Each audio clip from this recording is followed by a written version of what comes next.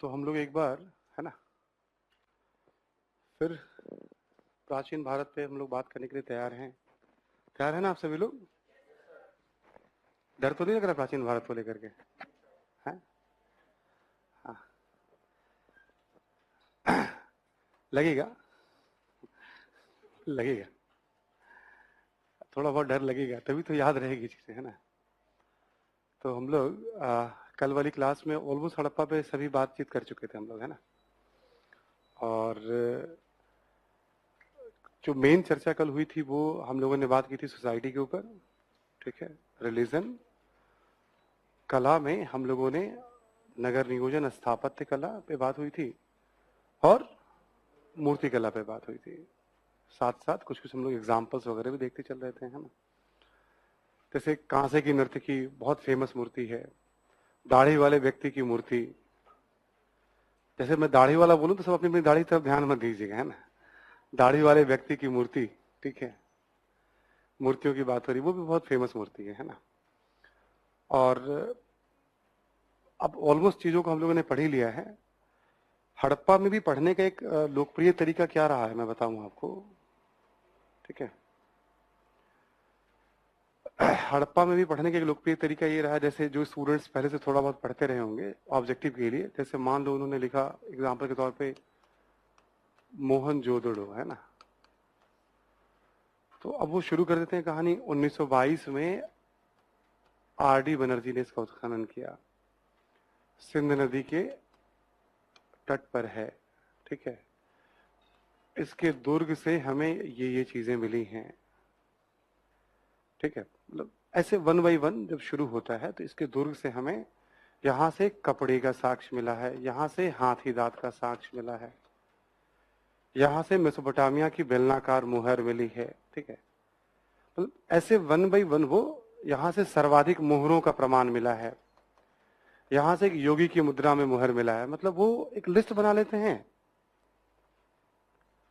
30-40 ऐसे करके, मतलब कि मोहनजोदड़ो से क्या क्या मिला है, हड़प्पा से क्या क्या मिला, और पूरी ताकत के साथ उसके पीछे लग जाते हैं एकदम कि बस मोहनजोदड़ो याद कर लेना मुझे आज। हजारों चीजें मिली हैं, मतलब गिनती नहीं है उसकी, इतनी चीजें मिली हैं यहाँ से, ठीक है। और फिर जब हम इसको ऐसे पढ़ते हैं तो हम उसको कहीं यूज तो कर नहीं पाते हैं। हमने पढ़ लिया, हम उसको समझ भी नहीं पा रहे कि क्या पढ़ रहे हैं हम, और काला अक्षर को मतलब पूरी ताकत से याद किए जा रहे हैं हम। तो काला अक्षर किसी ने कहा है तो ठीक कहा है, जिसने भी कहा है वो ठीक कहा है। इसलिए मैं कह रहा हूं जितनी अधिकतम चीजों को याद रखना है समझ के याद रखिए, क्योंकि आपको राइटिंग भी करनी है। एक ही घटना है जो पीटी और मेंस दोनों में काम आ रहा है। तो जब हम स्ट्रक्चर्ड वे में पढ़ते हैं चीजों को ना हम, तो फिर वो आसानी से अच्छा सोसाइटी समझ रहे थे। सोसाइटी के 5-7 एग्जाम्पल मान लो आ गए, मोहनजोदड़ो के या किसी के भी आगे एग्जाम्पल। तो मॉडर्न इंडिया में भी आपने देखा होगा, मैंने हमेशा तथ्यों को कहा कि कॉन्टेक्स्ट के थ्रू आप पढ़िए। यहां पर भी वही सुझाव हमेशा है कि आप संदर्भ में पढ़िए, क्योंकि फिर भी चीजें बच जाती हैं जहां काला अक्षर की तरह व्यवहार करना पड़ता है। ये एक सच्चाई है यूपीएससी की, उसके बाद भी चीजें इतनी बच जाएंगी जहां आपको चीजें याद रखनी पड़ेंगी। जिस भी स्टूडेंट ने यदि शुरुआत करी होगी खुद से पढ़ने की, ऑब्जेक्टिव वगैरह या कोई और एग्जाम देके आया होगा, इसी रास्ते पे पढ़ के गया होगा वो। ये सबसे लोकप्रिय तरीका है। किताबों में भी जो जीके वगैरह की किताब होती है उसमें भी ऐसे ही रहता है कि हाँ भाई पढ़ लो हड़प्पा, तो उसके बारे में 15-20 इंफॉर्मेशन है ना, ठीक है। और मोहनजोदड़ो, लोथल ऐसे करके इंफॉर्मेशन होता है ना। तो घटनाओं का ही विश्लेषण करते हैं ना इतिहासकार। तो कोई भी घटना है, राजनीतिक, सामाजिक, आर्थिक, सांस्कृतिक, कोई ना कोई तो उसका संदर्भ होगा ही। यदि उसी संदर्भ में घटनाओं को पढ़े तो तथ्य भी याद हो जाते हैं हमें। बहुत सिंपल है ना। स्थापत्य कला, मूर्ति कला के बाद चित्रकला के एड से कोई साक्ष्य बहुत महत्वपूर्ण तो नहीं मिलते यहां से, लेकिन बर्तनों पे चित्रों का प्रमाण मिलता है। आपको मैंने बताया था पहले क्लास में, आपको याद होगा कि चित्रकला जब भी हम पढ़ते हैं तो एक भित्ति चित्र होता है, दीवारों पे चित्र, और एक लघु चित्र होता है। जैसे बर्तनों पे चित्र है, कपड़ों पे चित्र है, कागजों पे, ताड़पत्रों पे, अभी तो कागज नहीं है, ठीक है। इन सब पे जो चित्र बनते हैं उसे हम मिनिएचर या लघु चित्र कहते हैं। एंशिएंट हिस्ट्री में चित्रकला एक अजंता और कुछ हद तक एलोरा को छोड़ दें हम तो बहुत समृद्ध नहीं रही है चित्रकला की परंपरा। स्थापत्य कला काफी ठीक ठीक है, रिच है। मूर्ति कला भी काफी समृद्ध है प्राचीन भारत में। चित्रकला बहुत समृद्ध नहीं है। मध्यकाल में जब हम आएंगे पढ़ेंगे तो चित्रकला में मुगल चित्रकला समृद्ध रहा है। राजस्थान की चित्रकला काफी मतलब रिच रही है। ठीक है, जब हम मध्यकाल की बात करेंगे टू सम एक्सटेंट पहाड़ी चित्रकला की भी बात करेंगे। उसी समय 18वीं 19वीं सदी में पहाड़ी क्षेत्रों में भी, ठीक है, तो उसकी भी बात करेंगे आपसे हम, तो वो रिच रहा है। तो हड़प्पाई चित्रों के कुछ साक्ष्य जो हमें बर्तन से मिलते हैं, तो ज्यादा हो या कम हो जो है हमें उसकी जानकारी रखनी है। ठीक है, और जितनी जानकारी हमें मिल रही है कोई महत्वपूर्ण बात है तो वो हमें लेते चलना है उस स्ट्रक्चर में। आप लिखें सर हड़प्पाई चित्रकला के बारे में।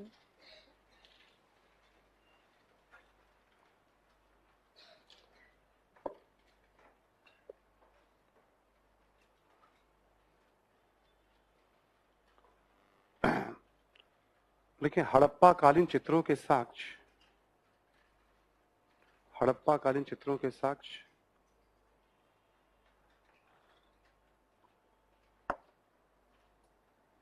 हड़प्पा कालीन चित्रों के साक्ष्य मुख्यतः बर्तनों से प्राप्त होते हैं।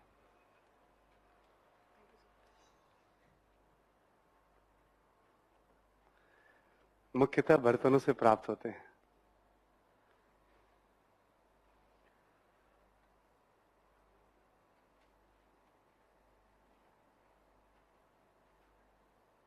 ठीक है, लिखें बर्तनों से या इनसे वनस्पति, बर्तनों से वनस्पति, मानव एवं पशु पक्षी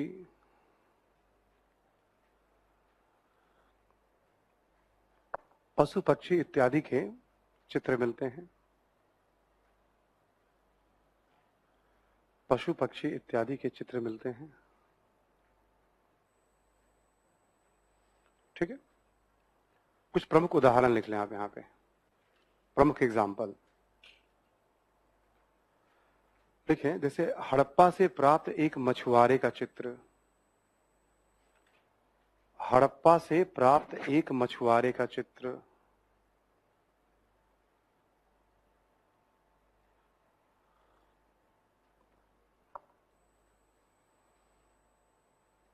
मतलब एक मछुआरा व्यक्ति है और वो जाल है, ठीक है ना, अपने साथ वो मछली लिए हुए जा रहा है, उसका एक चित्र है। बहुत कॉमा लेके लिखें आप। लोथल से प्राप्त एक चालाक लोमड़ी का चित्र, लिख लीजिए फिर मैं समझाता हूं इसके बारे में। लोथल से प्राप्त एक क्लेवर चालाक लोमड़ी का चित्र।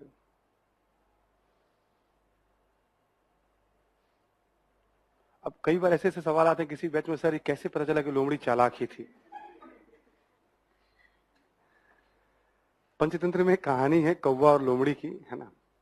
कौवा पेड़ पे बैठा हुआ है, रोटी या किसी चीज का टुकड़ा उसके मुंह में है, और लोमड़ी नीचे है और कह रही है कौवा को कि भाई तुम बहुत अच्छा गाते हो। तारीफ तो किसी को पसंद है, चाहे कौवा क्यों ना हो। बहुत अच्छा गाते हो, है ना। और उसके बाद कौवा ने गाना शुरू किया और लोमड़ी जो है, तो वही चित्र बना हुआ है। तो ऐसे पता चला, इससे पहले कि आप में से कोई पूछे, ठीक है ना। समझ में आ रही बात। ये बहुत फेमस चित्रों में एक है चालाक लोमड़ी का चित्र, कई जगह इसको कोट किया जाता है। ठीक है, लिखिए वनस्पतियों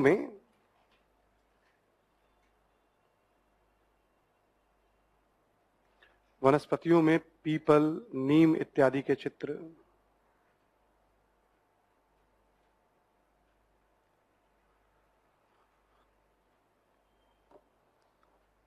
ठीक है, एग्जाम्पल हो गया हमारा। नेक्स्ट पॉइंट लिखें। अधिकांशतः चित्रों का संबंध प्रकृति एवं आम जनजीवन से है।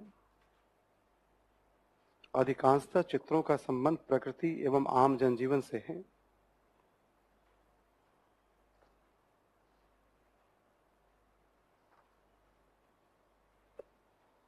तथा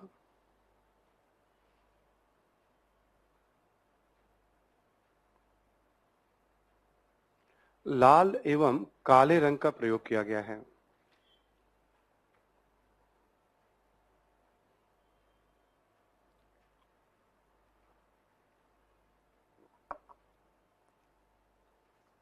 काले रंग का प्रयोग किया गया है। आगे लिखें, बर्तन पर चित्र निर्माण की परंपरा, बर्तन पर चित्र निर्माण की परंपरा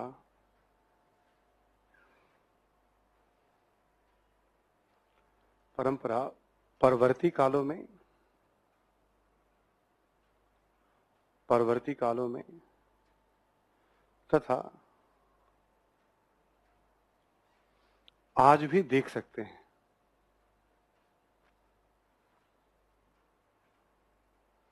परवर्ती कालों में तथा आज भी देख सकते हैं। ठीक है, परवर्ती कालों में तथा आज भी देख सकते हैं। मतलब बर्तनों पे, जो मिट्टी के बर्तन वगैरह पे जो पेंटिंग होती है वो आज भी खूब लोकप्रिय है, लोग यूज भी करते हैं उसे। अपने सजावट वगैरह में लोग बड़े पैमाने पे यूज करते हैं। कहीं पे भी आप उसको देखोगे तो एक हजारों साल की परंपरा है ना। लगभग समाजों में सभी समाज में आपको दिख जाएंगे। इसको माना जाता है थोड़ा उपयोगितावादी या व्यावसायिक दृष्टिकोण। बट जैसे जो भी कुम्हार भी है मान लो आज, या जो छोटे लेवल का कलाकार है जो उस पर चित्र बना रहे हैं, तो वो आम समाज को ही रिप्रेजेंट कर रहे हैं। जो जिस तरह का डिमांड हो उस तरह के चित्र बनाते हैं जो उन्हें लगता है, मतलब ठीक है। तो इसलिए कहा जाता है भाई आम जनजीवन प्रकृति को रिप्रेजेंट करते हैं। तो बर्तन ही मेन है जहां से हमें चित्र के साक्ष्य मिलते हैं। एक लास्ट हड़प्पा पे और रह गया हमारा, हड़प्पा का पतन। शीर्षक दीजिए आप जरा, हड़प्पा का पतन।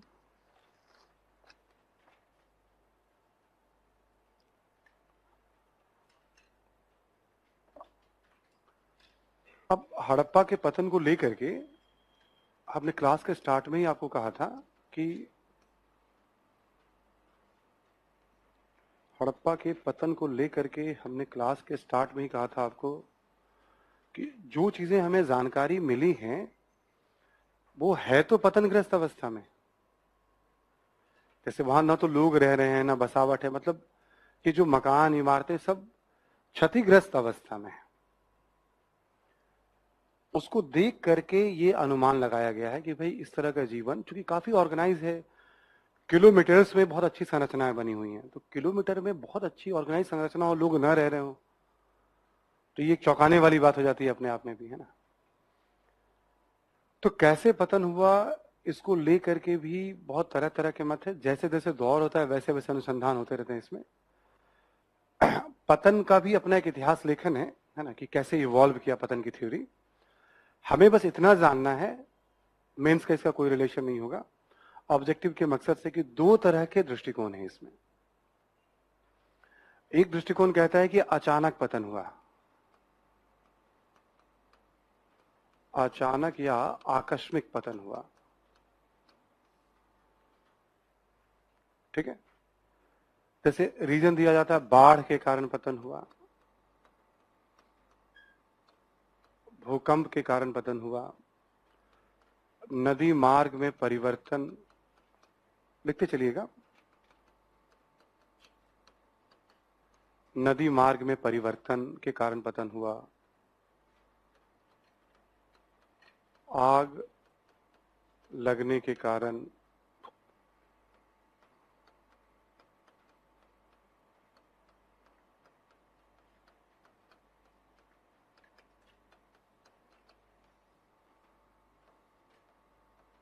आर्यों के आक्रमण के कारण इत्यादि।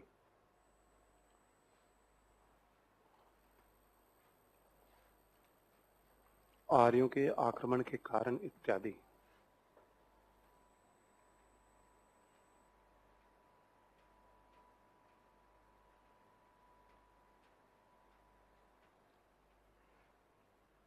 ठीक है, आर्यों के आक्रमण के कारण इत्यादि।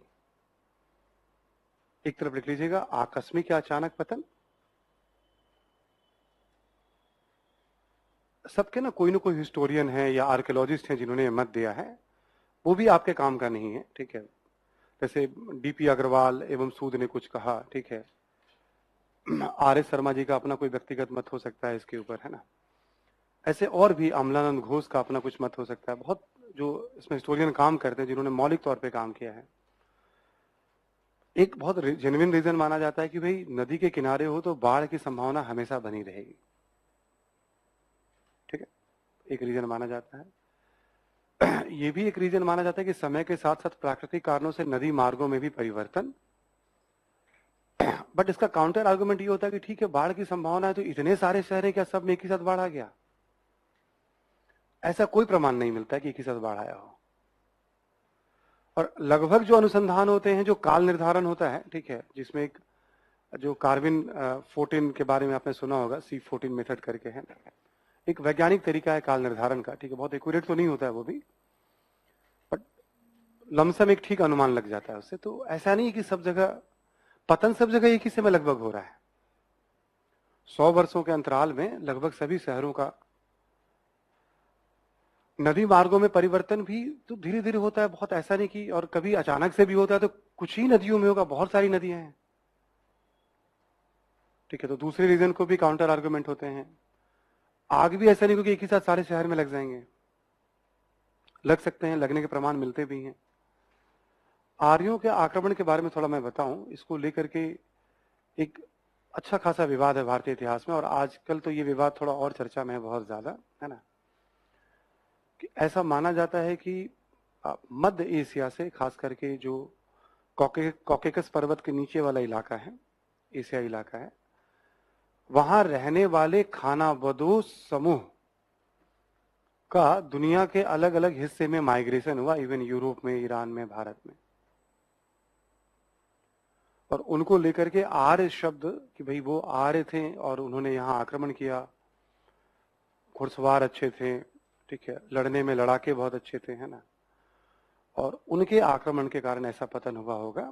एक मॉर्टिमर विलर करके विद्वान है, उन्होंने सबसे पहले इस बात को रखा था, और भी लोगों ने उसको सपोर्ट किया था, मतलब, ठीक है। तो आर्यों के आक्रमण के कारण, लेकिन अब जितने भी शोध हैं उससे ये तो क्लियर पता चल जाते हैं कि हड़प्पा का पतन 1900 BC के आसपास हुआ है, और आर्यों का आगमन जो होता है भारत में वो 1500 BC के आसपास होता है। एक लंबा अंतराल है। फिर हड़प्पा से ऐसे साक्ष्य नहीं मिलते हैं, जैसे क्या होता है, मान लो ये पूरा का पूरा मलबा हो गया, जैसे यहाँ रहना छोड़ दें सालों साल तक, टूट फूट हो जाएगी, मिट्टी वगैरह सब इस पे एक टीले का रूप ले लेगा, ये माउंट का रूप ले लेगा। जब उत्खनन शुरू होता है तो सबसे ऊपर का जो स्तर होता है कहीं पे भी, मतलब जैसे मान लो कोई टीला है तो ये माना जाता है कि वो सबसे बाद का रहा होगा, उससे नीचे का स्तर, उससे नीचे का स्तर, ऐसा आर्कियोलॉजी में परंपरा है इसको, ठीक है।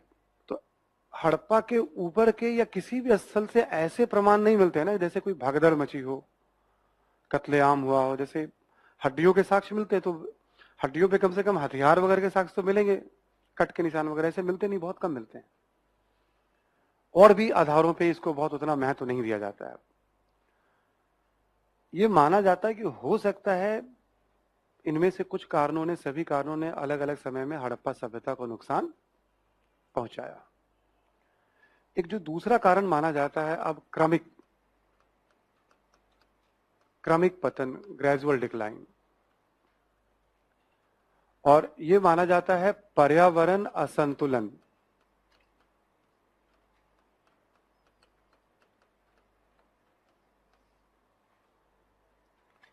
ये माना जाता है पर्यावरण असंतुलन, ठीक है, यहां लिख लीजिएगा, ये अधिक मान्य मत है,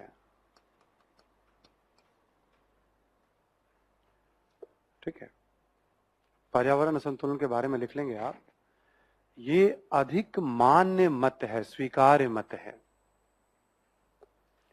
ज्यादातर विद्वान इस मत को तो मान ही रहे हैं कम से कम, कि वहां पे संसाधनों का, वन संसाधनों का बड़े पैमाने पे दोहन हुआ, और दोहन होता रहा धीरे धीरे, वो असंतुलन, परिवर्तन, जिससे कभी बाढ़, कभी सूखा, ठीक है, इस तरह की चुनौतियों का सामना करना पड़ा होगा लोगों को।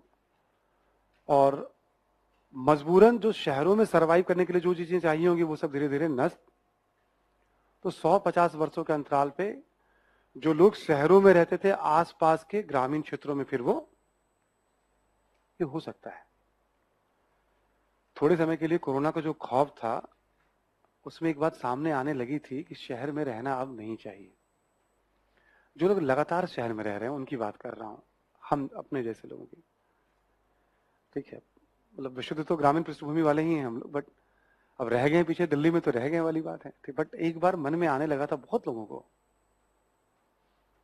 और जो कॉर्पोरेट वगैरह में यहाँ काम करते हैं, कुछ हमारे भी जानने वाले थे 2-3, और वो बता रहे थे कि भाई बड़ी संख्या में, चूंकि ऑनलाइन काम था, बड़ी संख्या में लोगों ने पहाड़ों की तरफ परमानेंट कहीं ना कहीं, मतलब साल 2 साल के लिए, कोई जो अफोर्ड कर सकते थे, मतलब जहाँ मतलब ऑनलाइन सारी फैसिलिटी हो जाए वहां पे, ठीक है, वो लोग शिफ्ट कर गए। मतलब क्योंकि कोविड का नेचर तो पता आज भी ठीक से नहीं चल पाया, वैक्सीन वगैरह बन जाना एक बात है, बट कोविड कैसा बिहेव करेगा होने के बाद, अभी भी चूंकि उसके आफ्टर इफेक्ट तो आ ही रहे हैं ना। मतलब अभी चीफ जस्टिस ऑफ इंडिया कह रहे थे कि मैं बहुत परेशान चल रहा हूँ, कुछ दिन पहले कह रहे थे, जब डॉक्टर को दिखा तो डॉक्टर बता रही है सब पोस्ट कोविड सिम्टम है, कोविड के बाद का लक्षण है। तो ये हो सकता है कि संसाधनों की कमी वगैरह के कारण, या कोई चुनौतियां वगैरह से बढ़ती चली गई हों, ठीक है, उनके कारण आसपास के क्षेत्रों में लोग, बट हो सकता है ऐसा होता है, इसलिए इसको अधिक स्वीकार्य मत के रूप में लिया जा रहा है, ठीक है। यहीं पर नोट करके लिख लें,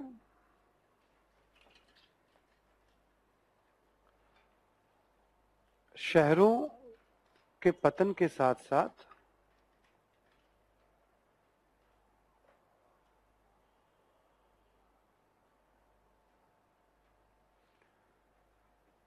आसपास के क्षेत्रों में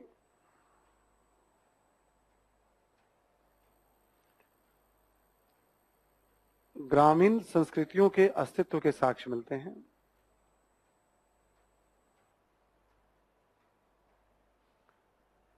ग्रामीण संस्कृतियों के अस्तित्व के साक्ष्य मिलते हैं।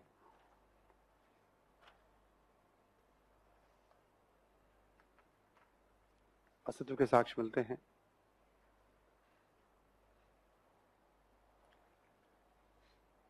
ठीक है, लिखें इसी संदर्भ में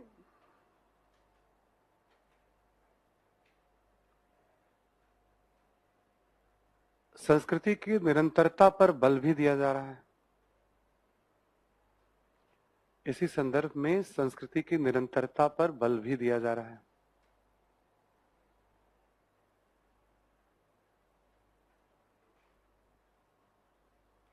संस्कृति की निरंतरता पर बल दिया जा रहा है।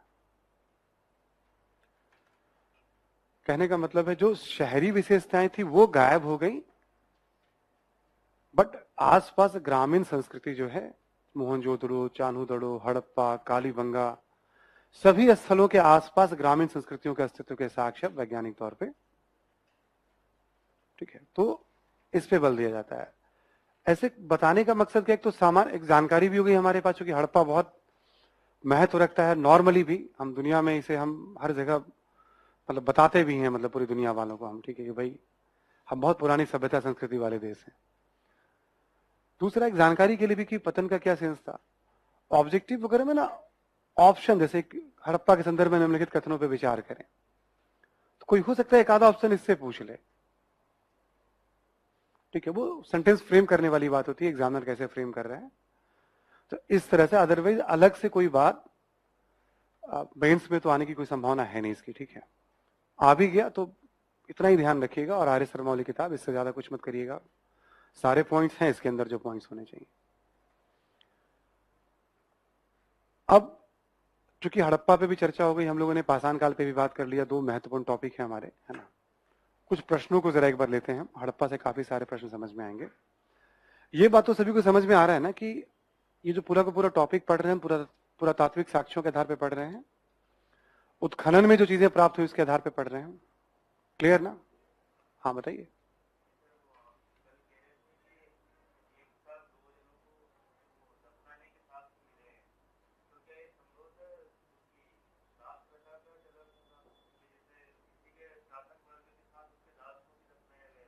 हो सकता है,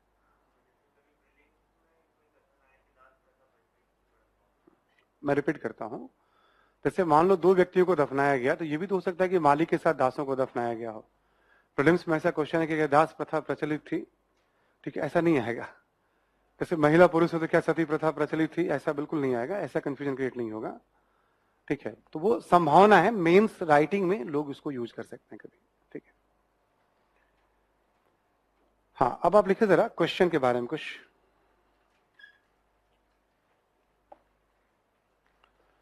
पहला लिखें आप कि हड़प्पाई संस्कृति को संक्षेप में बताएं। मैं जरा एक बार लेवल 1 समझा दे रहा हूं आपको, ठीक है। हड़प्पाई संस्कृति को संक्षेप में बताएं। ठीक है, अब आप खुद सोचो कि हड़प्पाई संस्कृति के अंदर मुझे आप में से कोई बताएगा क्या क्या लिखोगे आप इसके अंदर? कोई एक स्टूडेंट? 1 2 3 4 5 6 7 8 9 10। ठीक है, आप बताइए। कृषि, पशुपालन, व्यापार, मुद्रा, आप बताइए। हाँ,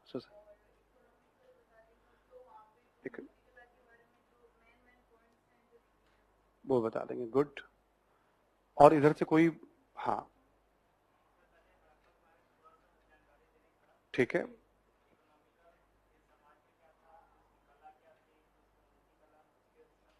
मतलब पूरी हड़प्पा के बारे में बात करेंगे, मतलब हड़प्पा का परिचय देने के बाद। ठीक है, हमने पहले दिन क्या बताया था? संस्कृति, जब हम राजनीति, समाज, अर्थव्यवस्था, संस्कृति 4 भागों में बांटा था हमने। संस्कृति के अंदर हमने क्या क्या बताया था आपको? श्रुति, हाँ, श्रुति से भी एक बार पूछ लेता हूं मैं, ठीक है, बोलो। धर्म, धर्म, चित्रकला, हाँ, कला के बारे में, मतलब हाँ, हमने ये कहा था कि जब संस्कृति पूछे तो सबसे पहले प्रायोरिटी पे क्या रखोगे आप? कला। राइटिंग में ना एक ऑर्डर का खेल होता है, बनाना है इकोनॉमी, सोसाइटी वगैरह भी। इसलिए हमने लिया कि पहले लेवल 1 आपको समझा दें दोबारा से एक बार, ताकि आप फ्री हो जाएं आप भी कि हाँ, जब आपसे पूछे संस्कृति तो पहले रख दीजिए आप उसमें कला के बारे में, एक ऑर्डर ठीक हो जाएगा उसका, है ना। फिर आप कला में सभी पक्ष ले लीजिएगा आप, स्थापत्य कला, चित्रकला, मूर्ति कला। ठीक है, तीनों पक्षों को आप जितना बता सकते हैं, क्योंकि सबको बताओगे तो 250 वर्ड 150 वर्ड तो वैसे निकल जाएंगे। तो यही सोचना होता है कि हम क्या बताएं। एक ही पैराग्राफ, 4 ही लाइन बताएं जिसमें हम स्थापत्य कला के बारे में महत्वपूर्ण बातों को बता ले जाएं। हर स्टूडेंट्स को डिसीजन लेना पड़ता है, ठीक है। कला के तीनों पक्षों को बताने के बाद आप धर्म, समाज, ठीक है, धर्म और समाज की महत्वपूर्ण बातों को बता ले जाइए आप। धर्म समाज से भी शुरू कर सकते हैं, कला को बता सकते हैं आप, ठीक है ना। इसके बाद आप आर्थिक या और कोई पक्ष आपको लगता हो आर्थिक के अलावा भी कि हाँ, जहां हम कुछ बिंदुओं को बता सकते हैं तो वो बताना है। ध्यान रहेगा सभी को, ऑर्डर में रखिएगा इसी को आप। कला, क्योंकि यहां भाषा साहित्य है नहीं, वरना उसको अलग से हम भाषा साहित्य की भी थोड़ी बात कर लेते हैं जब संस्कृति की बात करते थे हम। बट जब सोसाइटी की बात करेंगे तो कुछ ना कुछ उसमें लिपि, शिक्षा वगैरह की बात तो आ ही रही है उसमें, जो हमने बताया आपको, ठीक है। अब बहुत सारी जानकारी हो जाएगी, आपको कह दीजिए 150 शब्दों में लिखे तो कैसे लिख पाएंगे आप? 250 में तो थोड़ा चलो इसको बढ़ जाएगा आपके पास। तो यही सोचना होता है कि कौन सी बात बताएं जिससे लगे कि हाँ, इसकी एक महत्वपूर्ण बात बता दी मैंने। दूसरा क्वेश्चन लिखें आप। हड़प्पाई कला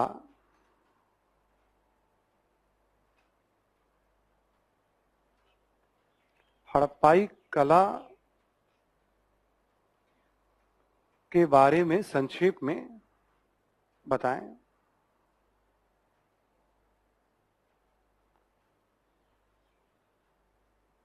आप एक तरह से समझ लो कि जैसे हमने बताया था मॉडर्न इंडिया में लेवल 1 आपका दुरुस्त होने का मतलब क्या होता है? पूरा कंटेंट आपकी पकड़ में है। जिसकी पकड़ में कंटेंट है वो किसी भी तरह के प्रश्नों में अटेम्प्ट लेगा। जब कंटेंट ही नहीं, हथियार ही नहीं हो तो चलाएंगे क्या फिर हम? ठीक है, तो लेवल 1 का मतलब है हथियार। थोड़ा और क्लैरिटी भी, कला में 3 बातों पे तो बात कर ही रहे हैं हम लोग, स्थापत्य कला, चित्रकला, मूर्ति कला, बट केवल 3 पे नहीं बात करनी है कभी भी। इसके अलावा कम से कम 2-3 और बात करनी है आपको। मतलब एक ही पैराग्राफ में कोशिश करना कि थोड़ा शिल्प, जैसे इकोनॉमी में शिल्प के बारे में हमने बताया आपको, वो भी कला का हिस्सा माना जाता है। ध्यान रहेगा सभी को ना, कला में आप क्या क्या लोगे, अब एक माइंड मेकअप कर देना राइटिंग के दौरान। स्थापत्य कला, चित्रकला, मूर्ति कला जो है वो तो बताएंगे हम, कोई कम हो कोई ज्यादा हो, है ना। इसके अलावा शिल्प, संगीत, नृत्य,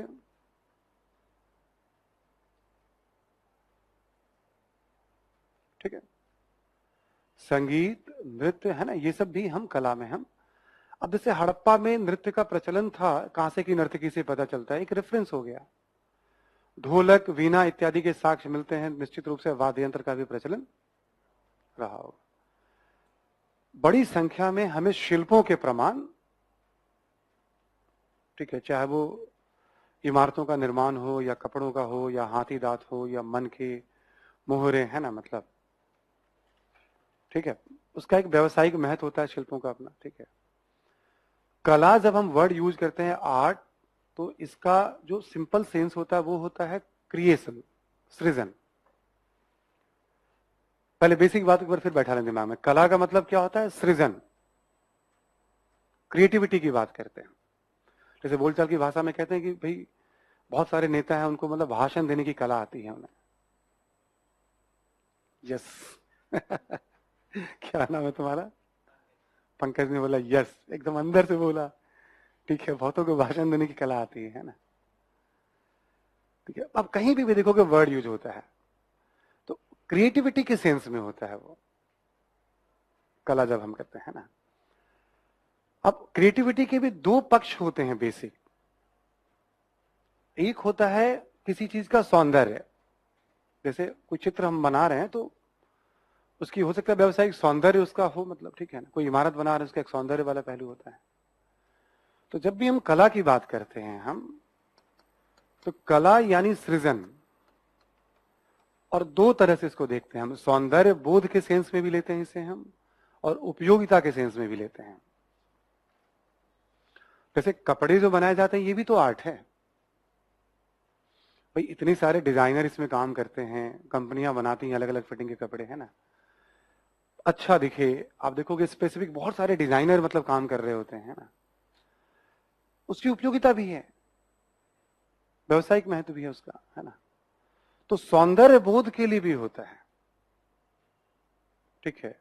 हमेशा ध्यान रखें, कला यानी सृजन, सौंदर्य बोध भी है और उपयोगिता भी, कोई एक भी हो सकता है, दोनों भी हो सकते हैं, ठीक है, कोई एक भी हो सकता है, दोनों भी हो सकते हैं, सामान्यतः जब इस वर्ड को लेते हैं हम। तो जो हमने लास्ट में आपको बताया, शिल्प, नृत्य, संगीत, इसमें बहुत ज्यादा बात करने का मौका नहीं मिलेगा आपको, बस 2-3 लाइन में बता देना कि ये सब चीजें भी थी। केवल हड़प्पा की बात नहीं कर रहे, आगे भी टॉपिक आएंगे भी। तो आंसर में क्या होता है कि हम जितना ज्यादा, जैसे हमसे पूछा गया कला के बारे में बताओ, तो जितना ज्यादा आयामों को बता सकते हैं बताएं हम। तो ये दूसरा हो गया आपका। अब तीसरा इसमें क्या, जैसे कोई ये काल जाना जाता है, जैसे हड़प्पा अपने स्थापत्य कला के लिए जाना जाता है, मौर्य काल अपने स्थापत्य कला के लिए जाना जाता है, मौर्यों के बाद का जो अगला काल होगा मौर्योत्तर काल, वो मूर्ति कला के लिए जाना जाता है खास करके। गुप्तों का काल भी स्थापत्य के लिए जाना जाता है, मंदिर स्थापत्य के लिए जाना जाता है, और भी चीजें होती हैं। हर काल का एक खास किस्म का डेवलपमेंट है जो हमें प्राप्त हो रहे हैं, उस पे भी स्पेसिफिक क्वेश्चन हो सकते हैं। जैसे टाउन प्लानिंग पे स्पेसिफिक क्वेश्चन हो सकता है, ठीक है। क्वेश्चन लिखे जरा यहां पे आप, यूपीएससी में पूछा गया प्रश्न है ये।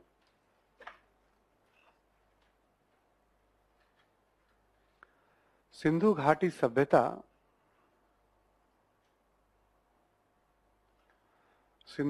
सभ्यता की नगरीय आयोजन एवं संस्कृति ने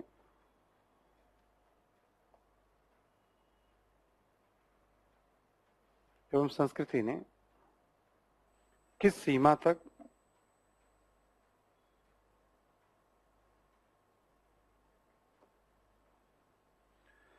वर्तमान युगीन नगरीकरण को निवेश प्रदान किया है।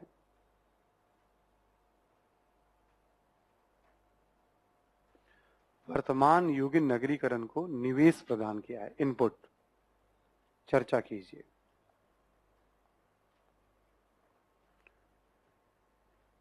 ठीक है, ये यूपीएससी में पूछा गया था प्रश्न, जो कि टाउन प्लानिंग और कल्चर पे बेस्ड था। हड़प्पा पे 2014-15 में कभी पूछा गया है। एक बार आप क्वेश्चन पेपर को देखिएगा, है ना। पढ़ते हैं दोबारा हम लोग एक बार। कह रहा है सिंधु घाटी सभ्यता की नगरीय आयोजन, टाउन प्लानिंग एवं संस्कृति। टाउन प्लानिंग भी संस्कृति का पार्ट है, बट अलग से पूछने का मतलब क्या, टाउन प्लानिंग को अलग महत्व, बाकी संस्कृति को अलग महत्व। ये अपना कॉल होता है। पढ़ लिया हमने भाई किसको कितना महत्व। ठीक है, कभी 50-50 हो जाएगा, मतलब कोई नाप पैमाना लेके नहीं नाप पाओगे आप। बस आप सोचो मुझे बता देना है उसको ठीक से, बस समझ लेना है क्वेश्चन को, और कुछ भी मत लेके चलना कि हम इसको इतना वेटेज दे रहे हैं। इतना कोई बैठ के नहीं बैठा होता राजू लेकर के वहां, क्योंकि ये ना आप जैसे जैसे मेच्योर होंगे ना वैसे वैसे इन चीजों पे सोचते हैं। जब आप पढ़ाई से ऊपर उठेंगे ना, मतलब कहने का मतलब पढ़ने की चिंता ज्यादा नहीं रहेगी कि क्या पढ़ना है, प्लानिंग रहता है ना कि मतलब राइटिंग करें तो क्या करें इसमें हम। जब वो लेवल आता है, फुर्सत के पल आते हैं ना तैयारी में, तब आप ये सब पे ध्यान देते रहते हैं आप। अभी तो हमारा आधार बेस फाउंडेशन मजबूत करने का पल है, जिसमें हमें मुख्य मांगों को बता देना और ध्यान रख लेना। मैं कहता हूं ना, जो बातें हो गई तो 70-80% तैयारी आपकी हो गई। अब क्या कह रहे हैं, नगरीय आयोजन एवं संस्कृति ने किस सीमा तक वर्तमान युगीन नगरीकरण को इनपुट, निवेश, यानी एक तरह से हड़प्पाई नगरीकरण और संस्कृति से, ठीक है, आज का जो नगरीकरण है, ठीक है, उसने क्या लिया है, ठीक है, या उसके प्रभावों को हम कैसे देख सकते हैं। हम ये दावे से कह नहीं सकते ना कि हड़प्पाई ही प्रभाव है, लेकिन जब क्वेश्चन कह रहा है तो हड़प्पाई नगरीकरण एवं संस्कृति, तो नगरीकरण जैसे हमने नगर आयोजन, टाउन प्लानिंग, नगरीकरण नहीं, तो टाउन प्लानिंग के कुछ फीचर की बात कर ले हम लोग जो हमने पढ़ा अभी तक। मान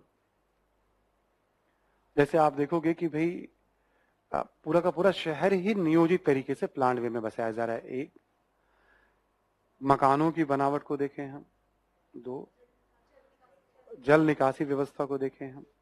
तीन, ठीक है, और साफ सफाई की व्यवस्था देखें हम। चार, जिस तरह से बसावट है शासक वर्ग के लिए अलग और आम लोगों के लिए अलग। पांच,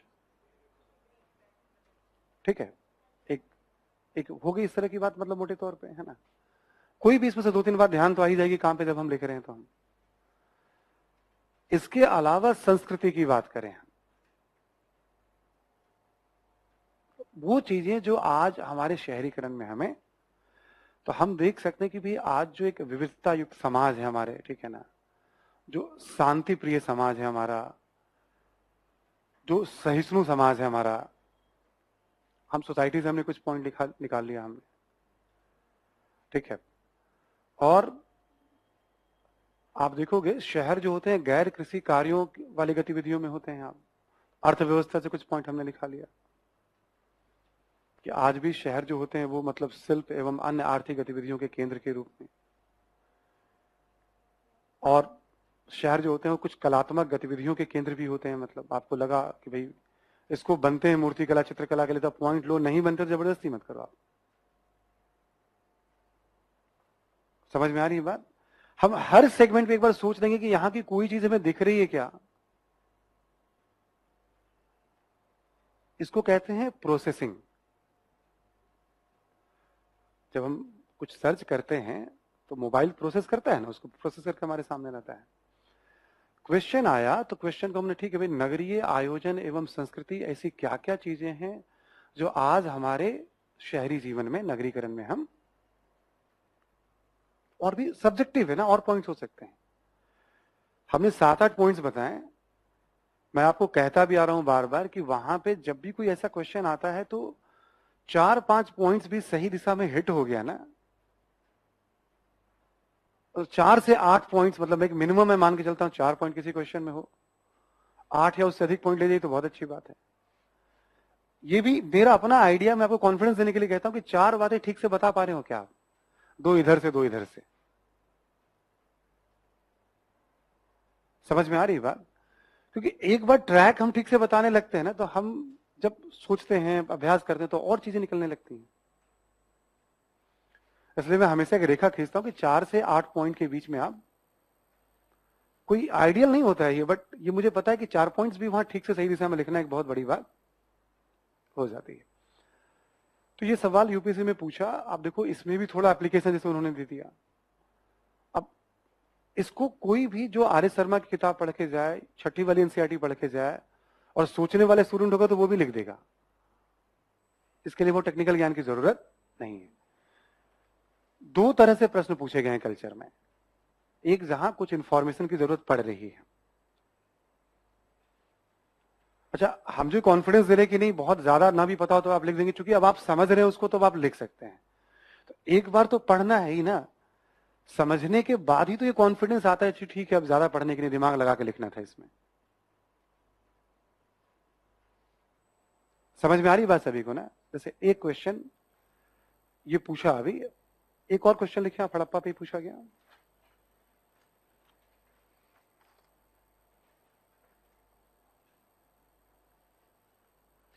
भारत की प्राचीन सभ्यता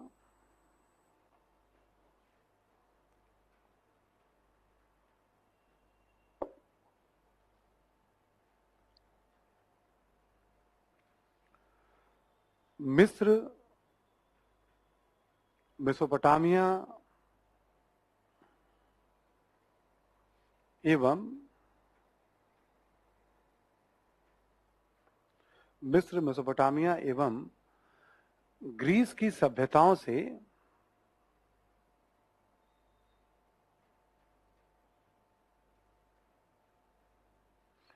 इस बात में भिन्न है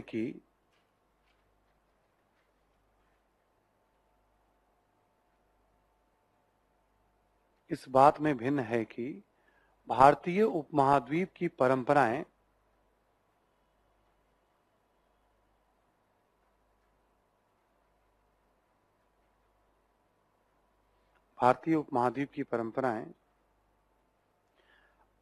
आज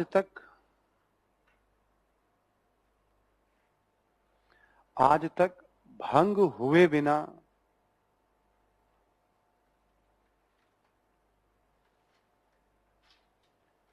परिरक्षित की गई हैं, प्रिजर्व की गई हैं। टिप्पणी कीजिए।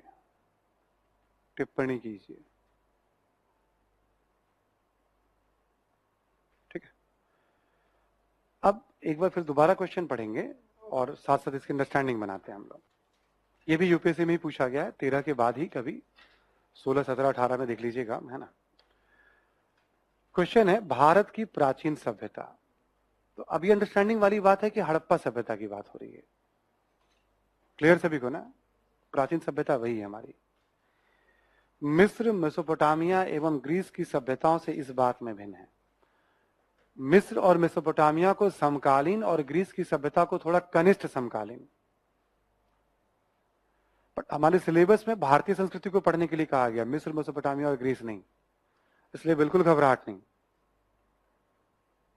कि क्या पूछ बैठा ये। ठीक है, समझ में आ रही बात सभी को ना? कुछ पूछा भी तो उसे लोड नहीं लेना है, कोई पढ़ के नहीं जा रहा है। मतलब इशू वहां है जो हमें करना है, जो हम नहीं कर सकते उसके लिए थोड़ा भी मन में नहीं लाना है। इस बात में भिन्न है, कह रहे हैं कि उनसे हमारी सभ्यता इस बात में भिन्न है।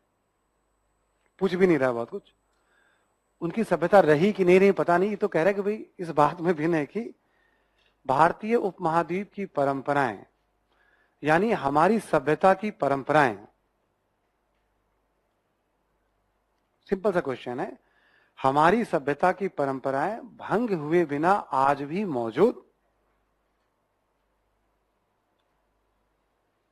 ठीक है, भाई कौन कौन सी परंपराएं आज हमारे जीवन में मौजूद हैं। फिर एक बार हम क्या करेंगे, आर्थिक, सामाजिक, राजनीतिक, सांस्कृतिक, हमेशा स्टेप पे चलिएगा, तुरंत नहीं। अच्छा, हम लेते हैं भाई चलो कला वाले पक्ष में, या धर्म उठाते हैं, कोई भी एक उठा लिया हमने, मान लो कला ले लिया हमने, ठीक है। तो कला की कौन कौन सी परंपरा, जैसे स्थापत्य की कौन कौन सी परंपराएं आज अपने जीवन में हम देख सकते हैं,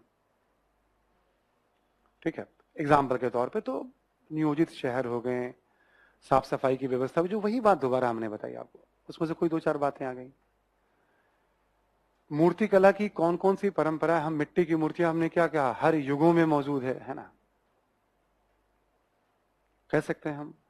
पत्थर और धातु की जो मूर्तियां बनती हैं वो भी आज बनती हैं।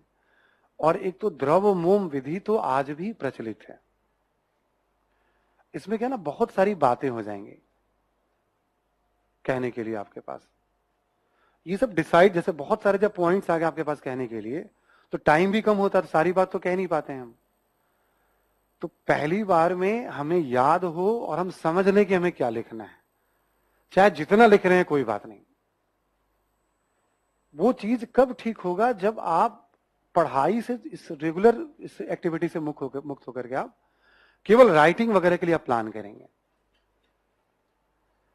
आप परेशान कब हो जाते हैं, जब सारी चीजों को एक साथ हम दुरुस्त करने में, फीडबैक वगैरह आपको आते होंगे, असाइनमेंट वगैरह में आप परेशान होते होंगे आप, ठीक है। मैं शुरू से आपको समझा रहा हूं कि फीडबैक आने दीजिए, आप ये ध्यान रखिए आपने क्वेश्चन को समझा कि नहीं, और क्वेश्चन की दिशा में आपने लिखा या नहीं। बाकी सब चीजें ऑटोमेटिक, ऑटो मोड पे ठीक होंगी। और हमने ये बताया था, कोशिश करिएगा धीरे धीरे, अब आप चूंकि अब पुराने स्टूडेंट भी हो रहे हैं, अब आप 12 से 15 मिनट में जो असाइनमेंट हो उसको लिख लिया करिए आप। 12 मिनट तक आ जाए तो बहुत अच्छी बात है, 15 मिनट भी चलेगा, 14 मिनट, चाहे जितना पढ़ना हो आपको, है ना, कोशिश कीजिए आप। फीडबैक केवल मुख्य मांग पे ध्यान रखिए आप, ठीक है। बाकी चीजें ऑटोमेटिक तब होगी ना जब आपको, जैसे आज पढ़ा दिया छोड़ दिया, चलो आज छुट्टी हो गई, पढ़ के आओ, कल हड़प्पा पे टेस्ट होगा, पाषाण और हड़प्पा पे टेस्ट है, फिर 2 टॉपिक पढ़ा दिया, जाओ 2 दिन की छुट्टी है, पढ़ के आओ। तब 2 दिन पूरा चिंतन कर रहे हैं, पढ़ के आ रहे हैं, तो आप किसी चीजों का क्रिएट कर सकते हैं आप। अभी हम खत्म करते अगले टॉपिक पे आ जाएंगे हम। तो सीमाओं को थोड़ा समझिएगा, समझने से ना रास्ता साफ रहता है। आप समझते जाइए क्लैरिटी के साथ कि क्या क्या करना है मुझे, अभी क्या करना है मुझे, अभी चीजों को ध्यान रखना है, और सही दिशा में लिखने की आदत, जो जितना बेहतर करे उसके लिए रोका तो नहीं जा रहा है आपको, बट घबराना बिल्कुल नहीं है आपको। अब अगले टॉपिक आते पुराना टॉपिक छूट जाएगा, आप उस पर पढ़ो, चिंतन करो, 2 4 5 तरह के प्रश्नों को लिखो। अब ये आदर्श अवस्था है ना तैयारी की, ये आश्रम वाला तरीका हो गया। आश्रम तो है नहीं यहाँ पे आपकी भाई, मतलब ये आदर्श अवस्था। चलो इतना पढ़ लिया ना, अब 3 दिन की छुट्टी हो गई, अब आप 4 दिन पढ़ के आइए पूरे मॉडर्न इंडिया, अब टेस्ट होगा, फिर डिस्कशन होगा। दिक्कत आ गई, कोई बात नहीं, 2 दिन फिर छुट्टी हुई, आप पढ़ के आइए, फिर टेस्ट होगा आपका। तो तब एक पूर्णता पे, अच्छा ठीक है अब मास्टरी हमारी इस पे अब महसूस हो रही है हमें। वो कहाँ होता है क्या, तो कैसे आप सोचोगे कि मतलब सारी चीजें एक साथ हम, आप तो बहुत कुछ सीख लेते हो।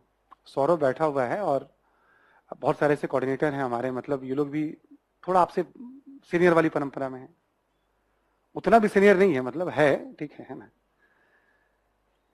मैं ठीक ठाक वही सीनियर हो गया, मतलब एक पूरा चेंज, एक 15 साल का गैप अपने आप में बड़ा गैप होता है, पढ़ा रहा हूं मैं, है ना, मतलब एक ह्यूज गैप है।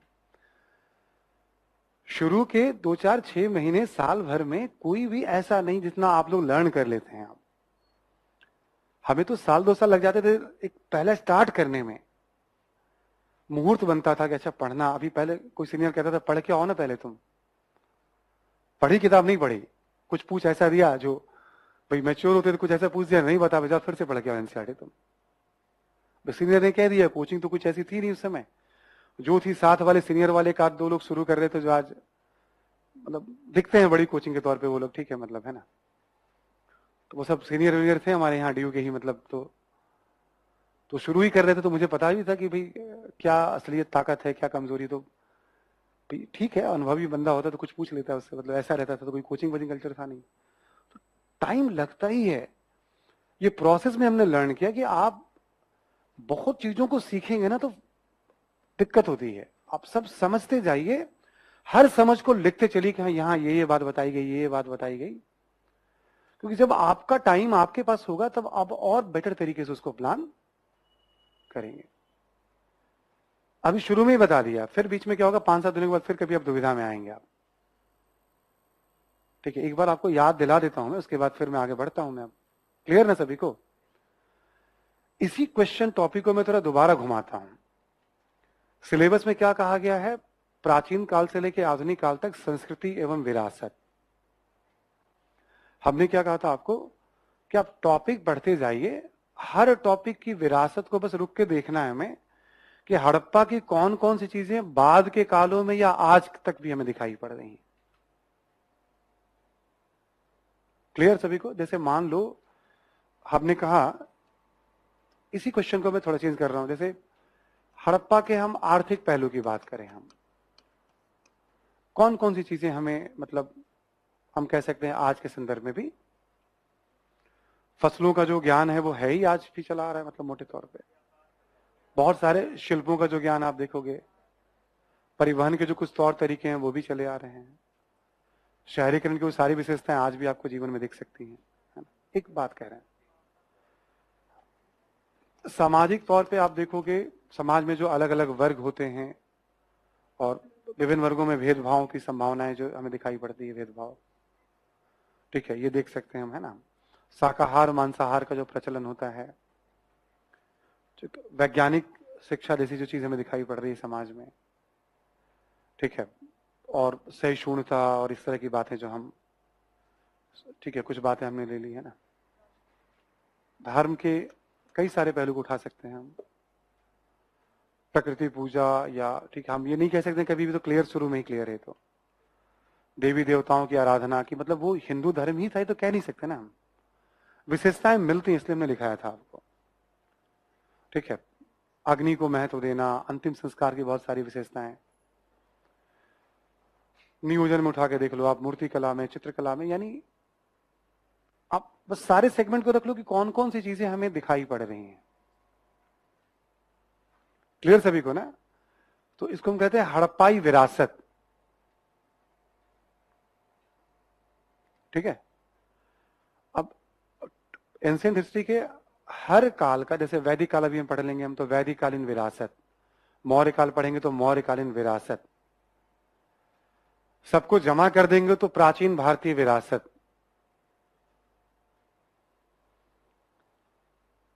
प्राचीन भारत की धार्मिक विरासत, प्राचीन भारत की कलात्मक विरासत। तो ऐसे करके ना धीरे धीरे इसकी भी कैटेगरी बढ़ती चली जाती है। तो अलग से कुछ नहीं विरासत को तैयार करना होता है, जो हम पढ़ते जाते हैं बस उसको ध्यान रखना है, उसी जानकारी को हमें विरासत में बस यूज करना कि कौन सी चीजें जो हमें बाद के कालों में दिखेंगी तो बाद के कालों में उसे हम लेंगे हम, ठीक है, जो हमें बाद के कालों में दिखेंगे, और आज हमारे जीवन में कहां है हड़प्पा। उस समय जो पक्की ईंटों का प्रयोग होता था, आज जो पक्की ईंटें एक ही आकार की हैं, किताब वगैरह पढ़ोगे आप देखोगे तो ये सब बातें किसी न किसी रूप में कला चलती रही, वो ज्ञान, ठीक है, साक्ष्य में मिले या ना मिले, पतन हो गया हो बेशक सभ्यता का, बट फिर वैसा ही आकार क्यों आगे चल करके, पीढ़ी दर पीढ़ी ज्ञान कहीं ना कहीं साक्ष्य नहीं मिल रहे हैं ना हमें, किसी न किसी रूप में प्रभावित होता होगा, जब फिर पक्की ईंट बनने लगे तो फिर उसी तरह की ईंटों के आकार मिलने लगे हमें। समझ में आ रही बात सभी को? तो मुख्य परीक्षा में क्या आपका हाईलाइटेड है? संस्कृति एवं विरासत, ठीक है। तो एक एक टॉपिक में, और हमने क्या बताया था, आर्कियोलॉजी की भाषा में जो भी चीजें हमें मिलती हैं वो सब संस्कृति का पार्ट होता है, ठीक है। एंथ्रोपोलॉजी में भी आर्कियोलॉजी में भी हमने चलते चलते आपको ये बताया था, यानी जो चीजें मिल रही हैं सब संस्कृति का पार्ट है हमारा, ठीक है। तो अभी आप सिंपल जो क्वेश्चंस हमारे सिलेबस के हैं मेंस के, संस्कृति पे कैसे लिखना पड़ सकता है, विरासत पे कैसे लिखना पड़ सकता है, कला पे कोई प्रश्न आ जाए, नगर नियोजन पे आ जाए, जैसे हड़प्पाई नगर नियोजन की महत्वपूर्ण विशेषताओं को बताया। मान लीजिए मैंने आपको असाइनमेंट दे दिया, ये हमारा लेवल 1 है, जो आप इसी जानकारी के आधार पे आपको कोई भी राइटिंग करनी है। बिल्कुल मॉडर्न वाला ही पैटर्न है। टॉपिक पढ़ लिया, अब यूज करने वाली बात है, हम कर पाते हैं कि नहीं कर पाते हैं। अदरवाइज अलग से जानकारी कुछ नहीं होती इतिहास में, उन्हीं बातों को हमें यूज करना होता है राइटिंग में। एक क्वेश्चन पाषाण काल पे भी पूछा है, लेकिन वो केवल पाषाण काल पे नहीं है। कल आप में से कोई पूछ भी रहा था हमसे, है ना, क्लास के बाद आप पूछ रहे थे ना। यस, क्या नाम है आपका? हिमांशु पूछ रहे थे कल हमसे, है ना। मैं क्वेश्चन पढ़ देता हूं, केवल आप सुन लीजिए ध्यान से आप, ठीक है। लिखना चाहें तो लिख भी सकते हैं आप, ठीक है, लिख लीजिए आप। यूपीएससी में पूछा गया है, ठीक है आप, कि भारत की मध्य पाषाण शैल कला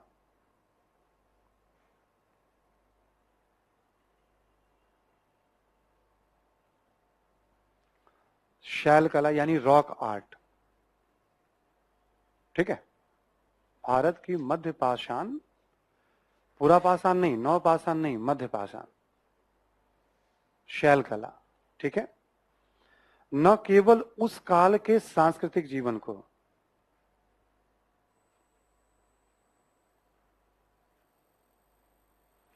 न केवल उस काल के सांस्कृतिक जीवन को, बल्कि आधुनिक चित्रकला से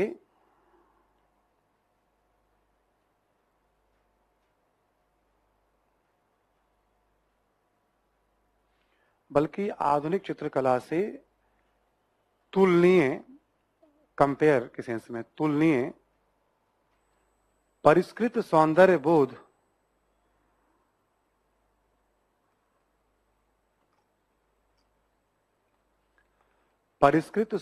बोध को प्रतिबिंबित करती है।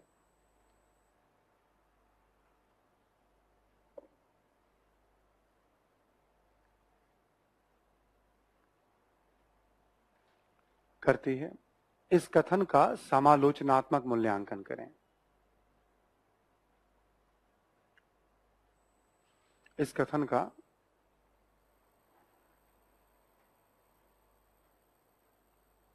ठीक है, समालोचनात्मक मूल्यांकन करें। अब जरा एक बार हम इसको फिर दोबारा पढ़ते हैं, ठीक है। जैसे मैं पढ़ूंगा ना, क्वेश्चन आपको समझ में आना शुरू हो जाएगा, ठीक है। बस आपको इस योग्य बनना है कि आप पढ़ें और पकड़े उसको। एग्जामिनेशन हॉल में ड्यूटी मेरी लग गई तो कोई बात ही नहीं है, मतलब, ठीक है। बस मुझे पढ़ देना केवल एक बार, ठीक है ना। देखो ये इसको ऐसे पढ़ना है, ये समझ, आपको याद है मॉडर्न इंडिया में मैंने क्या समझाया था? क्वेश्चन को बस सरल करना सीखिए आप, और कुछ नहीं है तैयारी। चाहे वो पॉलिटी हो, चाहे ज्योग्राफी हो, चाहे इकोनॉमी हो, चाहे ऑप्शनल हो, हमेशा आत्मविश्वास रखिए कि इसका एक सरल वर्जन है, बस अभी हमारी पकड़ में नहीं आ रहा है वो। कभी परेशानी हो तो ये मन में रखिएगा आप हमेशा, इसका एक सिंपल वर्जन है। अब आधा इसका पकड़ में आएगा, आधा नहीं पकड़ में आएगा, क्योंकि कंपेयर करने के लिए कह रहा है वो। तो हम क्या कहते हैं, जितना पकड़ में आए उतना देखें पहले उसको हम। स्टूडेंट कभी कभी क्या होता है, घबराहट में, अच्छा ये क्या पूछ, दूसरा क्या पूछ दिया, नहीं, जो हमें आ रहा है उसको हम देखें। हम क्या है, देखो, भारत की मध्य पाषाण शैल कला, ठीक है। रॉक आर्ट का मतलब है मध्य पाषाण शैल कला। कला का मतलब हमने क्या बताया, चाहे वह स्थापत्य हो, चाहे वह चित्रकला हो, चाहे शिल्प हो।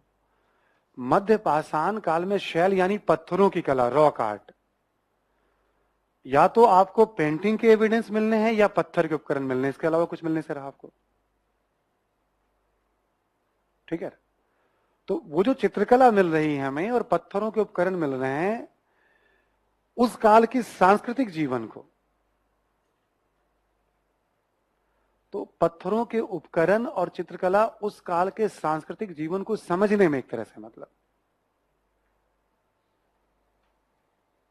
ठीक है। तो ये बात तो आप समझ में आ रही सभी को। पाषाण युगीन चित्रकला में जो यहां से साक्ष्य मिले हैं, इस दौर में पत्थरों के ये उपकरण मिले हैं, इसके आधार पर हम क्या निष्कर्ष निकाल सकते हैं, है ना। जो भी हम निष्कर्ष निकाल सकते हैं, हमने वहां जीवन यापन एवं संस्कृति आपको वो उसी के आधार पे बताया है मैंने, पत्थरों के उपकरण के आधार पे वो पूरी बात हूबहू यहां पे रख देनी है आपको। दूसरा खंड क्या कह रहा है इसका कि आधुनिक चित्रकला से तुलनीय परिष्कृत सौंदर्य, मतलब उसकी खास बात क्या है कि आधुनिक पेंटिंग से भी आप उसकी तुलना, बट समालोचनात्मक कह रहा है वो। हमने क्या बताया था समालोचना में, आपको याद होगा मॉडर्न इंडिया वाली क्लास में कभी, सकारात्मक नकारात्मक दोनों पहलू को लेकर चलना है उसमें, ठीक है।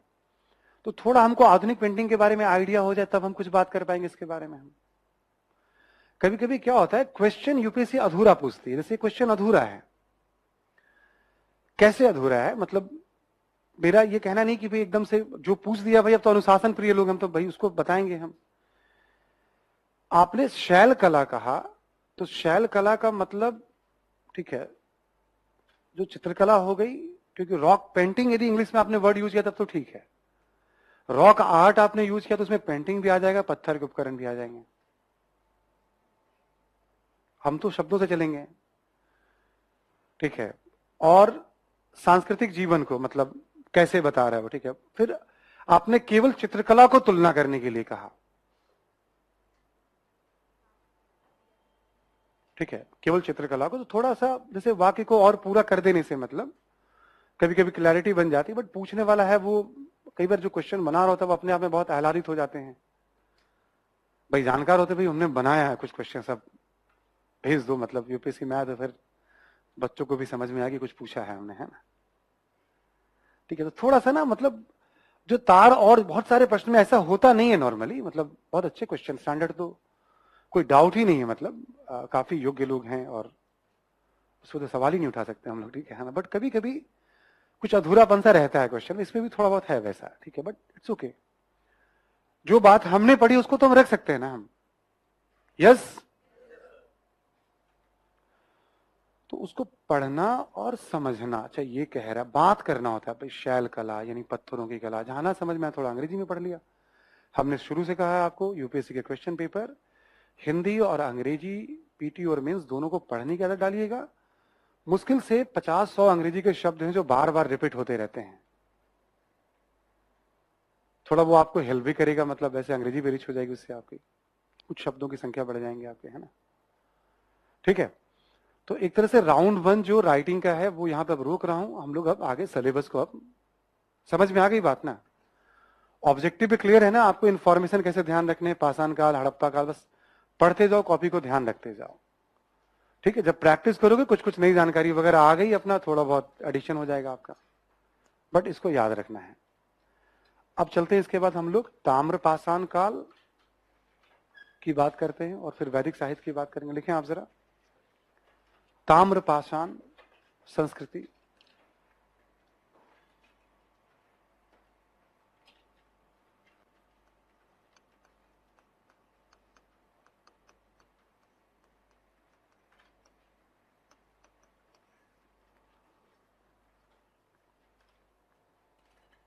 ठीक है। ताम्र पाषाण संस्कृति, चालकोलिथिक कल्चर। अब नाम जो ये दिया गया है, देखो ये भी आर्कियोलॉजी बेस है, सोर्स क्या होगा इसका भी पुरातत्व होगा।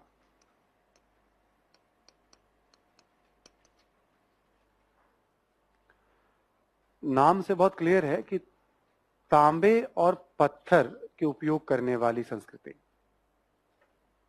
ठीक है, तांबे और पत्थर का उपयोग करने वाले लोग या उस संस्कृति के बारे में, ठीक है। तांबा और पत्थर में पत्थर ही ज्यादा होगा, तांबा कम, बट तांबे का प्रयोग शुरू है इसलिए इसे ताम्रपाषाण कहा गया, ठीक है। मैं लिखवा रहा हूं अभी आपको, थोड़ा एक आइडिया भी दे दूंगा मैं इसके बारे में आपको, है ना। लिखिए आप जरा, ताम्रपाषाण संस्कृति के बारे में पहला पॉइंट,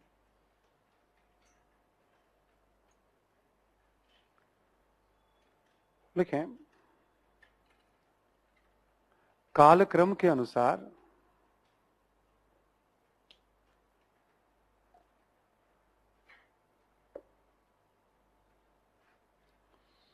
नवपाषाण काल के पश्चात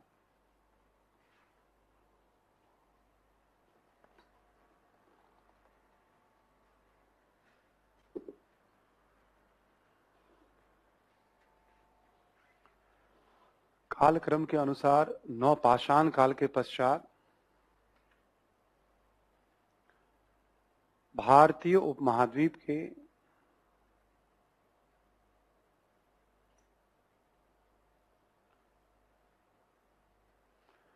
अलग अलग हिस्सों में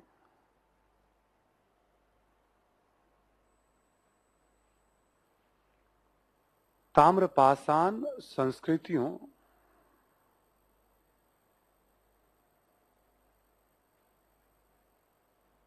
की जानकारी मिलती है।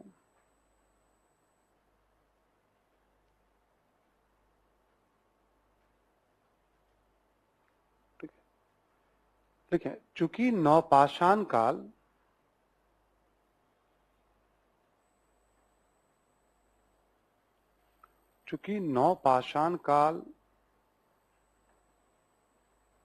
का विकास अलग अलग कालखंडों में हुआ,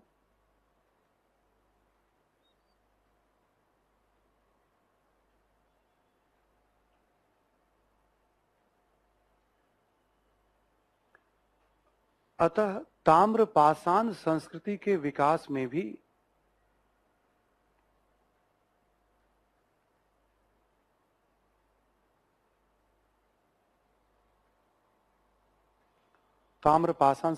विकास में भी यह विविधता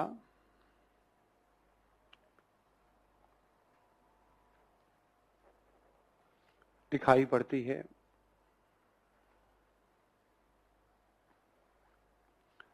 संस्कृति के विकास में भी यह विविधता दिखाई पड़ती है। अब इसको ऐसे समझिए, आपको याद होगा कि मेहरगढ़ में 7000 बीसी के आसपास नवपाषाण काल के साक्ष्य मिलने लगे, याद है ना सभी को? और वहां 3500 बीसी के आसपास तांबे के साक्ष्य मिलने लगेंगे। ठीक है, बट बिहार में 2000 बीसी के आसपास नवपाषाण काल के साक्ष्य मिलेंगे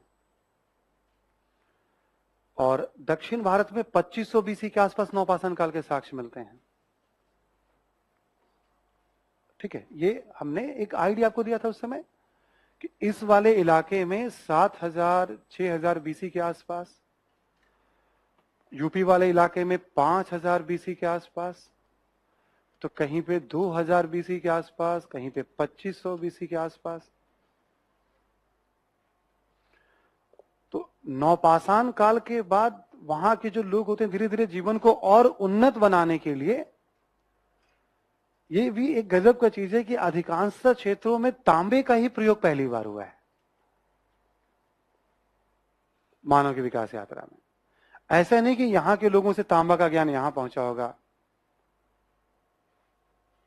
अब एक अंतर आ जाएगा ना, तो यहां के लोग पहले तांबा का प्रयोग करेंगे, फिर यहां के लोग प्रयोग करेंगे, फिर ऐसे करके आपको संस्कृतियों का विकास, जैसे कोई यूनिफॉर्म कालखंड तो है नहीं नवपाषाण का, वैसे ही ताम्रपाषाण का भी कि नहीं यही होगा। एक समझने के लिए हो गया आपके लिए। ठीक है, अगला पॉइंट लिखें। इसमें बेसिकली समझना, इसमें और कोई इंफॉर्मेशन है नहीं, बस 10 मिनट का टॉपिक है ये। ठीक है, ये बात थोड़ी एक समझ रखनी है आपको कि हाँ। नेक्स्ट पॉइंट लिखें आप, लिखें कि चूंकि उत्तर पश्चिम भारत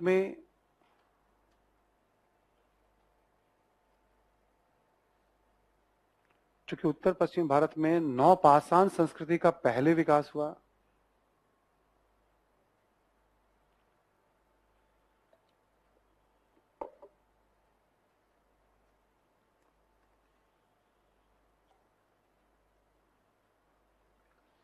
अतः हड़प्पा पूर्व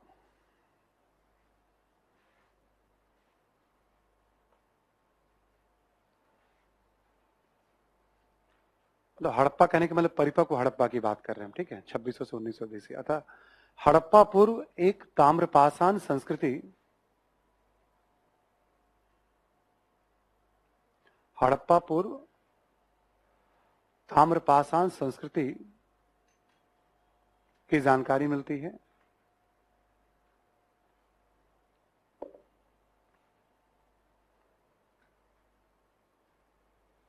लिख लें आप 3500 से 2600 बीसी।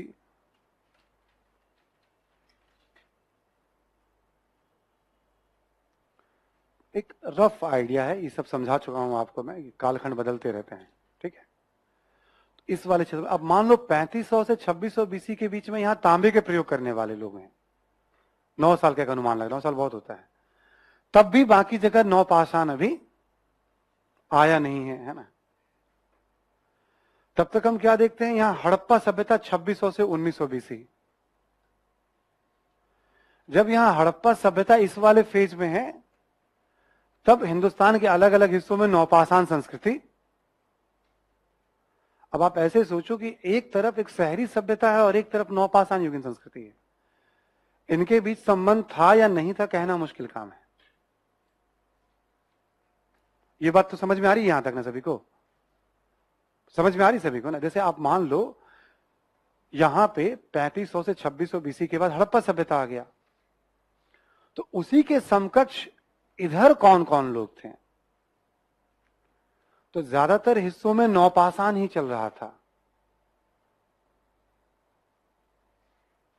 यहां तक तो क्लियर है सभी को?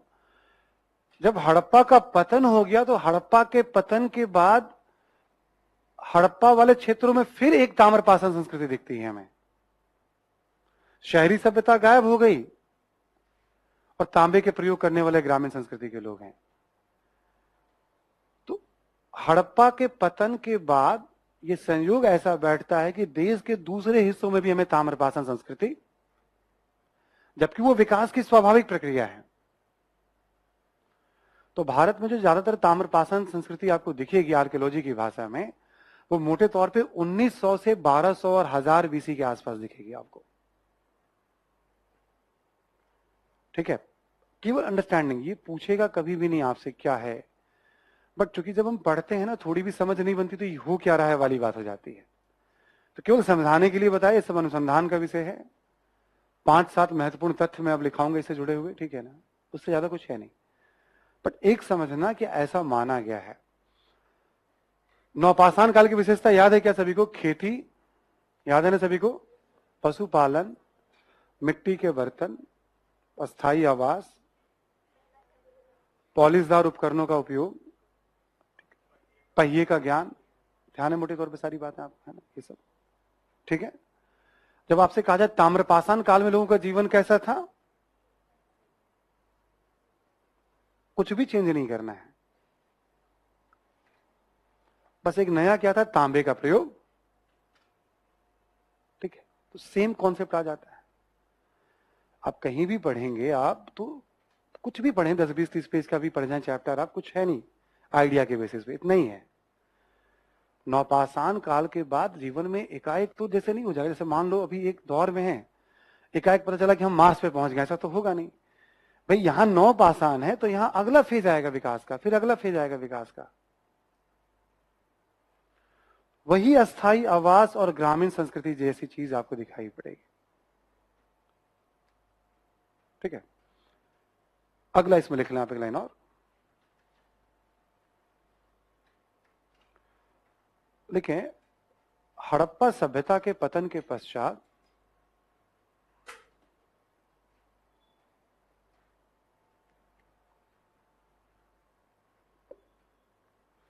हड़प्पा सभ्यता के पतन के पश्चात हड़प्पाई अंचल में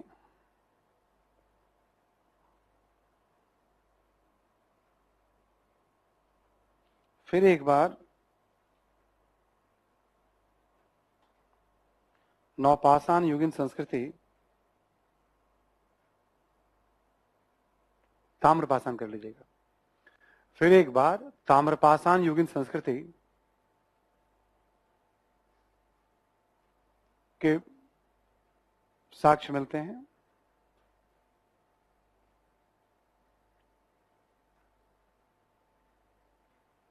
साथ ही 1900 से 1000 ईसा पूर्व के मध्य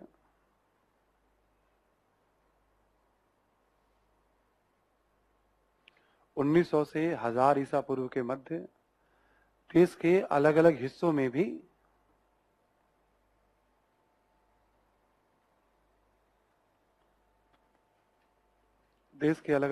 भी ताम्रपाषाण युगीन संस्कृति की जानकारी मिलती है।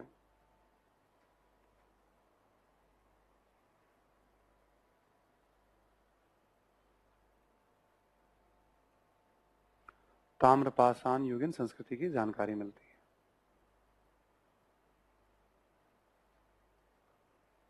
ठीक है, इसी को जरा एक बार हम जो बातें लिखा है इसको हम टेबल वाले फॉर्म में जरा एक बार देख लेते हैं हम क्या बताया हमने। वैसे हमने लिया, मान लो ताम्रपाषाण संस्कृति, ठीक है। एक हमने ले लिया हड़प्पाई क्षेत्र,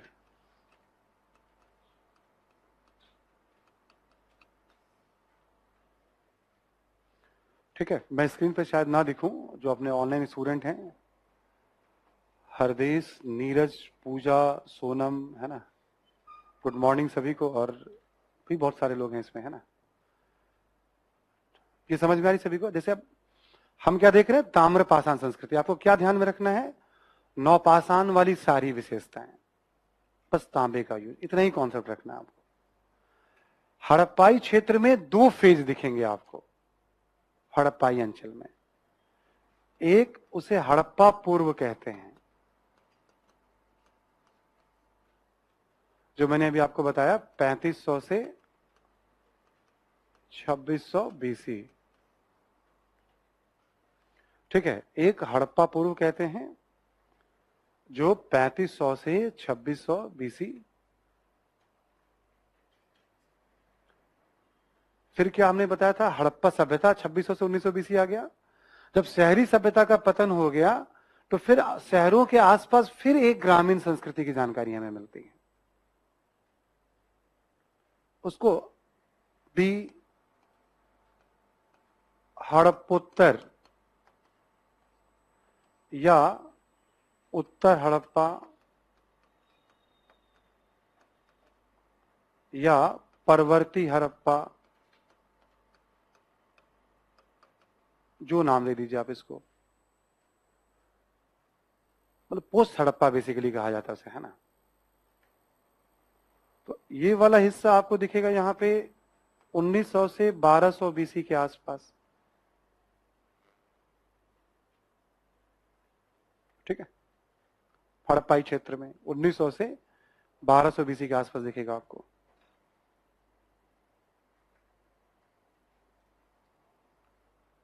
क्योंकि भारत में उत्तर पश्चिम को छोड़ दे तो अधिकांशतः इलाकों में नौपाषाण काल मान के चलो 2000 बीसी के आसपास ही आ रहे मोटे तौर पे।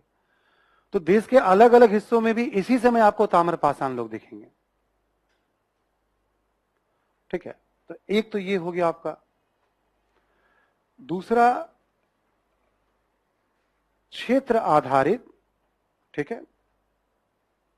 दूसरा हम क्या देखते हैं, जैसे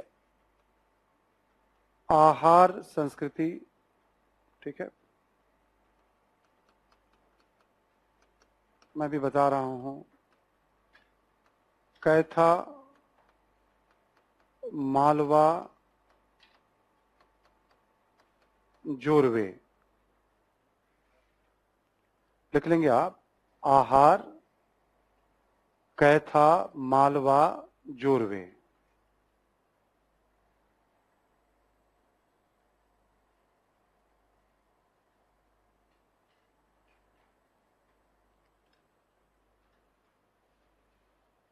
कैथा, मालवा, जोरवे। आहार पड़ता है राजस्थान में, कैथा और मालवा पड़ेगा आपका मध्य प्रदेश में, और जोरवे है महाराष्ट्र में,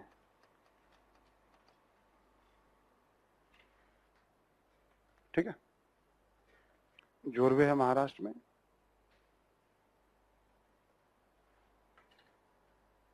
यहां लिख लेंगे आप, मतलब इसके सामने कि 2100 बीसी से 1000 बीसी मोटे तौर पे,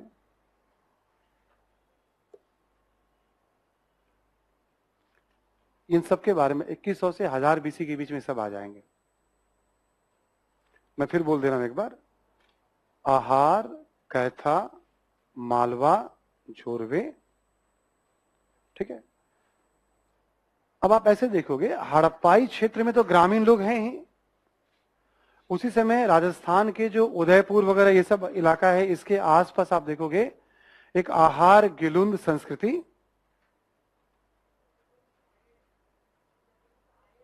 क्या, हाँ कोई नहीं, नाम वैसे दिया हुआ है, ठीक है। मध्य प्रदेश में उसी अवधि के बीच में कैथा, मालवा संस्कृति, और बहुत बाद में, चूंकि चारों हमने क्रम से लिया है, आपको ये क्रम है, ये पुराना है, ये उसके बाद का है, ये मतलब थोड़ा अंतर है इनकी अवधि में, सबका अवधि हमें ध्यान रखना नहीं है, ठीक है। महाराष्ट्र में जोरवे, ठीक है, महाराष्ट्र में इनाम गांव और ये सब जोरवे का जो इलाका है आपका, तो आपको ऐसे आप देखोगे क्या, महाराष्ट्र में, राजस्थान के कुछ इलाकों में, मध्य प्रदेश में, जब हड़प्पा में ताम्रपाषाण संस्कृति है तो उस समय कुछ और संस्कृतियों के बारे में हमें जानकारी मिल रही है, ठीक है। आप समझो एक तरह से ग्रामीण संस्कृति की जानकारी मिल रही है, वो नाम दिया गया उसे। ऐसे ही उत्तर भारत की बात करें हम लोग, गंगा घाटी में,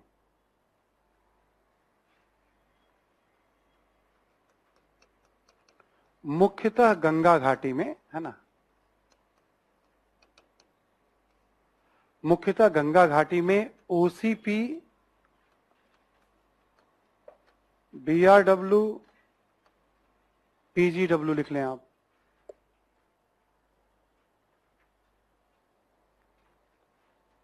मुख्यतः गंगा घाटी में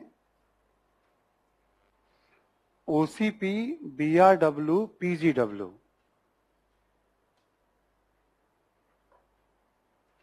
ये मिट्टी के बर्तन हैं। मान लो किसी एक जगह पे, ठीक है, कोई एक छोटा सा टीला जैसा मिल रहा है, वहां एक खास किस्म के मिट्टी के बर्तन मिल रहे हैं, 50 किलोमीटर दूरी पे फिर वैसे ही बर्तन, फिर वैसे ही बर्तन, और भी बहुत सारी चीजें मिल रही हैं। जब काल निर्धारण से ये पता चला कि उसी दौर में, जब आप देखोगे उत्तर प्रदेश में या बिहार वाले इलाके में देखोगे आप, उसी दौर में खास किस्म के मिट्टी के बर्तन प्रयोग करने वालों की संस्कृति है। उसको नाम ही दे दिया गया ओसीपी कल्चर, बीआरडब्ल्यू कल्चर। ओसीपी का मतलब है गैर वर्णी मृद भांड मिट्टी के बर्तन, ऑर्चर्ड कलर पोट्री। बीआरडब्ल्यू हो गया black and red ware pottery. PGW हो गया पेंटेड ग्रे वेयर पोट्री, चित्रित धूसर मृद भांड, ठीक है। केवल नाम आपको शॉर्ट में ही रखना है, पूरा भी नहीं ध्यान रखना है। मिट्टी के बर्तन पे आधारित संस्कृति,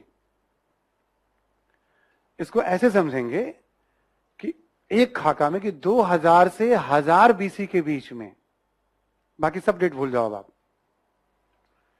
2000 से 1000 बीसी के बीच में हिंदुस्तान के अलग अलग हिस्सों में जो ताम्रपाषाण संस्कृति मिलती है, उसको क्या नाम दिया गया है।